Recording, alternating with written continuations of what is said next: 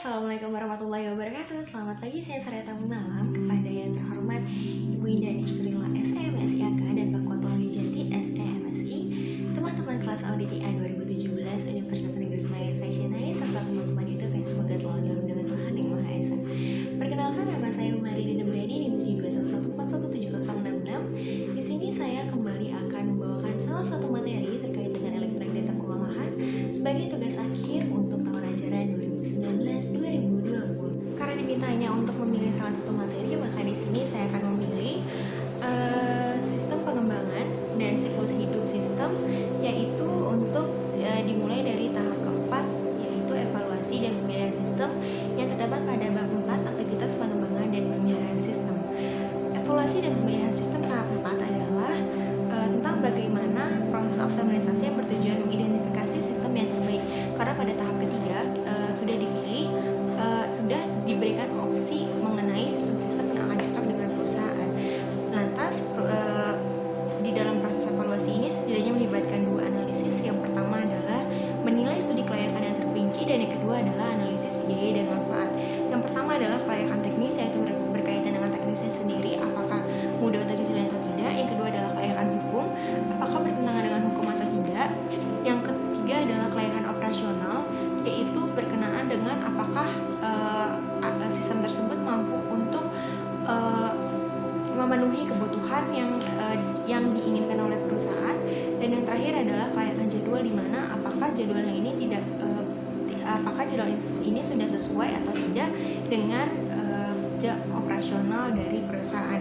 Selanjutnya ada analisis biaya manfaat, yaitu pertama kita mengidentifikasi biayanya terlebih dahulu. Dalam mengidentifikasi biaya terdapat pengadaan peranti keras, persiapan lokasi, pengadaan peranti lunak, desain sistem, pemrograman dan pengujian, konversi data, dan pelatihan.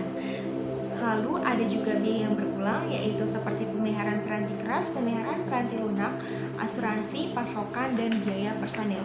Lantas apa sih bedanya antara biaya yang ditimbul sekali sama biaya yang berulang? Tadi yang saya sebutkan pertama adalah biaya yang hanya timbul sekali dan biaya berulang, yaitu ketika kalau misal seandainya biaya yang timbul sekali adalah biaya yang hanya memang timbul sekali gitu ketika hanya untuk dilaksanakan tersebut. Tapi ketika biaya berulang adalah biaya yang akan terus-terusan terjadi. Seperti yang pertama adalah pengadaan peranti keras.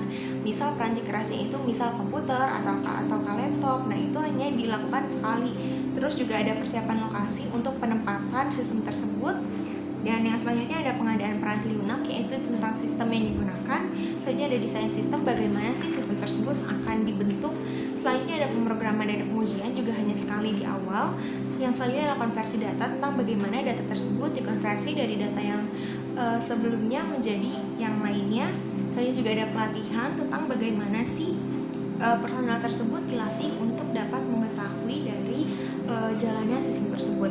Selanjutnya ada biaya berulang, berupa pemeliharaan peranti keras, yaitu tentang pemeliharaan peranti keras dan peranti lunak ya apa saja, yaitu tentang bagaimana kedua sistem ini dipelihara, dirawat seperti itu. Terus juga ada asuransi yang dibayar setiap bulannya sebagai cadangan agar ketika terjadinya bencana-bencana yang tidak diinginkan tetap ada cadangan gitu, tetap ada pasokan lah intinya. Selanjutnya juga ada pasokan, yaitu konsumsi rutin seperti kertas, desain plastik, CD, perlengkapan kantor umumnya, dan yang lainnya juga. Selanjutnya juga ada biaya personil meliputi dengan karyawan yang menjalankan sistem tersebut akan digaji setiap bulannya. Selanjutnya juga ada mengidentifikasi manfaat. Manfaat juga terbagi atas dua. Yang pertama ada manfaat berwujud dan manfaat yang tidak berwujud. Manfaat berwujud adalah manfaat yang terlihat dan bisa dirasakan hasilnya, sedangkan manfaat yang tidak berwujud adalah manfaat yang tidak terlihat dan tidak bisa dihitung seberapa besarnya. Nah, kita juga akan membandingkan biaya dan manfaat. Membandingkan biaya dan manfaat kita bisa dengan dua hal. Yang pertama metode nilai sekarang bersih, dan yang kedua adalah metode pembayaran kembali. Ini bisa dilihat dengan kebutuhan dari perusahaan tersebut ya. Kalau misalnya mungkin perusahaannya lebih memperhitungkan nilai sekarang, ya mungkin akan lebih menguntungkan nilai sekarang, ataupun dengan menghitung seberapa banyak modal yang telah dikeluarkan dengan hasil yang akhirnya didapatkan, sehingga setelah titik impas itulah yang akan dihitung sebagai keuntungan. Selanjutnya ada membuat laporan pemilihan sistem, yaitu di mana laporan ini adalah komite pengarah akan memilih sebuah sistem yang akan dilanjutkan ke tahap SDLC selanjutnya, yaitu desain terperinci. Peran auditor dalam evaluasi dan pemilihan sistem adalah yang pertama, hanya biaya yang dapat dihindari yang digunakan dalam perhitungan manfaat dari penghematan biaya. Yang kedua, ada penggunaan tingkat bunga yang wajar dalam mengukur nilai sekarang arus kas. Yang ketiga, ada biaya yang timbul sekali dan biaya berulang dilaporkan secara lengkap dan akurat. Yang keempat, adanya penggunaan umur hidup yang realistis dalam membandingkan berbagai alternatif proyek. Yang kelima, manfaat tidak berwujud diberikan nilai finansial yang wajar. Jadi manfaat yang tidak berwujud ini berkenaan dengan misal ada kemudahan pelanggan dalam membeli produk perusahaan. Nah, pembelian kepuasannya ini kan kita nggak bisa ukur, tapi kita bisa lihat dari kesediaan pelanggan untuk terus membeli. Nah, hal inilah yang harus diberikan nilai finansial secara wajar. Mungkin itu berupa nama baik atau yang lain sebagainya. Selanjutnya ada desain terperinci, yaitu tahap 5 adalah bertujuan untuk menghasilkan penjelasan terperinci sistem yang diusulkan yang dapat memenuhi kebutuhan sistem yang telah diidentifikasi selama analisis sistem yang sesuai dengan desain konseptualnya. Berbagai rencana yang telah dilengkapi ini kemudian diteruskan ke tahap SDLC akhir, yaitu implementasi, di mana sistem akan secara fisik dibangun. Yang pertama dalam tahap ini adalah melakukan percobaan desain sistem. Ya namanya aja udah percobaan ya, jadi sistem-sistem tersebut diuji. Selanjutnya ada mengkaji dokumentasi sistem, yaitu yang berkenaan dengan dokumentasi dari sistem-sistem tersebut. Laporan ini meliputi berbagai hal. Yang pertama, desain semua input dan dokumen sumber untuk sistem. Yang kedua, desain semua output laporan dan laporan operasional. Yang ketiga, ada data yang dinormalisasi untuk tabel basis data yang menspesifikkan semua elemen data. Yang keempat, struktur dan diagram basis data, diagram relasi entitas, entity relationship atau ER, yang menjelaskan hubungan data dalam sistem, diagram konteks untuk keseluruhan sistem, diagram alir data tingkat rendah untuk proses sistem, diagram struktur untuk model program dalam sistem, termasuk penjelasan pseudokode untuk tiap modul. Selanjutnya ada kamus data terbaru yang menjelaskan setiap elemen data dalam basis data. Dan yang terakhir ada logika pemrosesan bagian alir. Pada titik ini, keputusan akan dibuat untuk mengembalikan sistem terkait agar diberikan tambahan desain atau meneruskan ke tahap selanjutnya, yaitu pengujian dan pengujian sistem. Programan dan pengujian program tahap 7.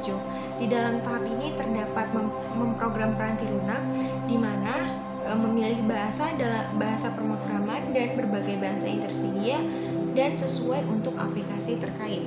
Bahasa-bahasa tersebut meliputi bahasa prosedural seperti COBOL, bahasa yang digerakkan peristiwa seperti Visual Basic, atau bahasa pemrograman berorientasi objek seperti Java atau C++. Bagian ini menyajikan gambaran singkat berbagai pendekatan pemrograman. Bagian professional system akan membuat keputusan mereka berdasarkan berbagai standar internal, arsitektur, dan kebutuhan pengguna. Yang pertama ada bahasa prosedural, mengharuskan programmer untuk menentukan secara tepat susunan logika yang akan dijalankan. Bahasa yang digerakkan peristiwa adalah kode program tidak dijalankan sesuai dengan urutan yang telah diterapkan. Sebagai gantinya, tindakan eksternal atau peristiwa yang dilakukan oleh pengguna akan menentukan arus pengendalian program. Selanjutnya adalah bahasa berorientasi objek, yaitu inti dari mewujudkan manfaat pendekatan berorientasi objek adalah mengembangkan peranti lunak menggunakan bahasa pemrograman berorientasi objek. Yang paling dikenal dan paling murni adalah Java atau Smalltalk. Tetapi kurva pembelajaran bahasa OOP sangat curam. Waktu dan biaya untuk pengerjaan ulang dengan OOP adalah penghambat terbesar dalam proses transisi. Selanjutnya ada pemrograman sistem, yaitu teknik yang digunakan untuk menghasilkan beberapa program kecil yang melakukan pekerjaan kecil yang telah ditentukan. Ada 3 manfaat yang dihasilkan dari pemrograman sistem. Yang pertama ada efisiensi pemrograman, yang kedua ada efisiensi pemeliharaan, yang ketiga ada pengendalian, yaitu berkenaan dengan harga dan bagaimana pengendalian itu dapat dikelola dengan lebih mudah. Selanjutnya ada pengujian peranti lunak, yaitu dengan metodologi pengujian, melakukan pengujian offline sebelum digunakan secara online dan data uji. Peran auditor dalam pengujian sistem ini adalah untuk memverifikasi personil sistem dan berbagai proyek yang digunakan untuk proses pengujian ini. Secara khusus, auditor harus mempertanyakan keberadaan pengujian sistem secara offline sebelum penggunaan online, serta data uji dan berbagai hasilnya. Selanjutnya ada implementasi tahap 8, di mana dalam proses ini pengembangan sistem struktur basis data akan dibuat dan diisi dengan data perlengkapan, akan dibeli dan diinstal. Karyawan dilatih, sistem didokumentasikan, dan sistem baru diinstal. Di dalam tahap 8 ini terdapat menguji keseluruhan sistem, mendokumentasikan sistem, dan mengkonversi basis data, konversi ke sistem yang baru, dan kajian pasca implementasi hingga diakhiri pada peran auditor dalam implementasi sistem. Yang pertama ada menguji keseluruhan sistem, yaitu berkenaan dengan pengujian dari keseluruhan sistem. Selanjutnya mendokumentasikan sistem, yaitu sistem memberi auditor informasi mendasar mengenai bagaimana cara sistem bekerja. Di dalam ini ada 3 kelompok, yaitu desainer dan program sistem, operator komputer, dan pengguna akhir yang paling penting. Dokumentasi desainer dan programmer. Desainer dan programmer ini yang bagaimana sih mendesain dan memprogram sistem tersebut, dan dilanjutkan oleh dokumentasi operator, yaitu yang menjelaskan bagaimana cara untuk menjelaskan sistem tersebut. Dan yang terakhir ada dokumentasi pengguna, di mana pengguna tersebut mendapat dokumentasi untuk menjelaskan bagaimana sih cara penggunaan sistem tersebut. Dan di pengguna ini juga macam-macam tipenya, ada pemula, ada mantan pengguna, ada pengguna dengan frekuensi penggunaan yang rendah, dan pengguna yang sering dan canggih. Selanjutnya ada juga buku pegangan pengguna atau handbook, di mana penggunaan ini digunakan untuk membimbing para pengguna tentang bagaimana sih cara penggunaan sistem. Selanjutnya ada tutorial, yaitu berkenaan dengan bagaimana sih tahapan-tahapan cara model menjalankan sebuah sistem tersebut, biasanya dengan berbentuk foto ataupun video. Selanjutnya juga ada fitur bantuan, di mana fitur bantuan ini berusaha untuk membantu sang pengguna. Fitur bantuan ini juga ada 2, ada yang sederhana dan ada yang canggih. Dan biasanya kalau yang sederhana ini ketika kita melakukan kesalahan dia cuma bilang salah, dan yang canggih itu ketika kita melakukan kesalahan dia akan menunjukkan apakah Anda membutuhkan bantuan, kemudian dia akan membantu kita bagaimana caranya mencari solusi dengan opsi-opsi yang telah disediakan. Selanjutnya ada mengkonversi basis data. Konversi basis data adalah tahap yang sangat penting dalam tahap implementasi. Konversi adalah transfer data dari bentuk tertentu ke format atau media yang dibutuhkan oleh sistem yang baru. Dan di dalam konversi ini kita bisa memindahkan gitu dari yang bentuknya kertas-kertas menjadi bentuknya file yang online di komputer. Nah, seperti itu contohnya. Nah, tapi sebelum melakukan konversi setidaknya kita harus melakukan 3 hal.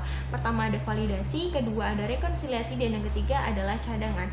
Validasi adalah di mana data-data yang sebelum dikonversi harus diuji kebenarannya. Rekonsiliasi adalah ketika data sudah dimasukkan ke dalam bentuk yang baru, kita harus menguji apakah data tersebut sudah benar atau belum. Dan yang ketiga adalah cadangan, di mana file-file yang telah dikonversi dan file yang sebelumnya dikonversi harus tetap disimpan supaya menjadi cadangan jika seandainya ada kesalahan ataupun kekeliruan dalam melakukan konversi. Selanjutnya ada konversi ke sistem yang baru. Di sini ada 3 konversi. Yang pertama perpindahan melalui operasi langsung, yang kedua adalah perpindahan bertahap, dan yang ketiga adalah perpindahan operasi paralel. Perpindahan melalui operasi langsung adalah perpindahan dilakukan secara menyeluruh. Mungkin memang perpindahan ini adalah perpindahan yang paling murah biayanya, tetapi perpindahan ini juga akan sangat membahayakan jika ternyata konversi yang digunakan adalah mengalami error ataupun kekacauan lainnya. Selanjutnya juga ada perpindahan bertahap, di mana perpindahan ini tidak dilakukan sekaligus untuk mencegah gagalnya konversi yang dilakukan pada tahap yang pertama. Jadi dilakukannya itu perlahan-lahan. Yang selanjutnya juga ada perpindahan operasi paralel, di mana perpindahan ini dilakukan dengan menjalankan 2 sistem antara sistem yang lama dan sistem yang baru. Jadi ketika sistem yang lama dijalankan, sistem yang lama hasilnya akan dikonversi menjadi input dari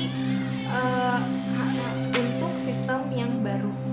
Selanjutnya, tahapan yang paling penting dalam tahap ke-7 adalah tahap kajian implementasi. Tahapan ini menjadi tahapan yang paling penting karena kita menguji apakah sistem tersebut sudah dijalankan dengan baik atau tidak, dan apa saja sih dilihat. Yang pertama ada kecukupan desain sistem, dan yang kedua adalah perkiraan akurasi, waktu, biaya, dan manfaat. Kecukupan desain sistem ini sendiri berkenaan dengan kecukupan dari desain tersebut, apakah sudah cukup untuk memenuhi kebutuhan pengguna atau belum, apakah sudah basis datanya sudah akurat, yang seperti itulah yang akan dinilai. Jadi berkaitan dengan desain dari sistem itu sendiri. Selanjutnya ada perkiraan akurasi waktu, biaya, dan manfaat berkenaan dengan biaya yang dikeluarkan dengan manfaat yang diterima. Berkaitan juga dengan waktu, apakah waktu pekerjaan sudah tepat, apakah ada delay, dan yang lain-lain sebagainya.